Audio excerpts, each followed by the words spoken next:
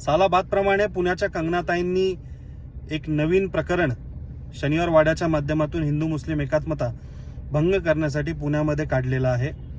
खरं तर ही विचारधारा आणि ही मनुस्मृती त्या काळामध्ये बाजीराव पेशव्यांनी ठेचून काढली होती, ते म्हणजे मस्तानींशी लग्न करून हिंदू मुस्लिम एकात्मता जोपासून अशा प्रकारच्या विचारधारेला त्यांनी त्यावेळेसच कात्रजचा घाट दाखवला होता।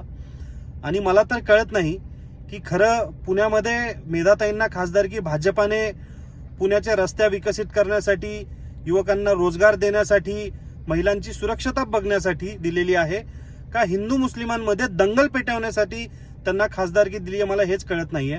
आणि या व्हिडिओच्या माध्यमातून माझी पुण्याच्या पोलीस कमिशनरांना आणि पुण्याच्या कलेक्टरांना ही विनंती आहे की याच्यानंतर कुठलेही धार्मिक सण साजरे करत असताना व कुठलेही प्रकारचे धार्मिक कार्यक्रम करत असताना आपण जी सरकारच्या माध्यमातून नियमावली केलेली आहे की हे डॉक्युमेंट्स पाहिजे, तर त्याच्यामध्ये याच्या पुढे आपण मेधाताईंची एनओसी नक्की जोडा।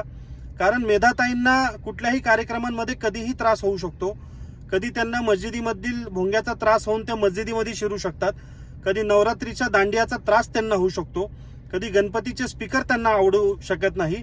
तर यापुढे सरकारने त्यांच्या विनंतीनुसार एक एनओसी सर्व मंडळांना व सर्व लोकांना द्यावी, जेणेकरून सर्वजण आपापल्या धर्माचे सण आपुलकीने साजरे करू शकतात।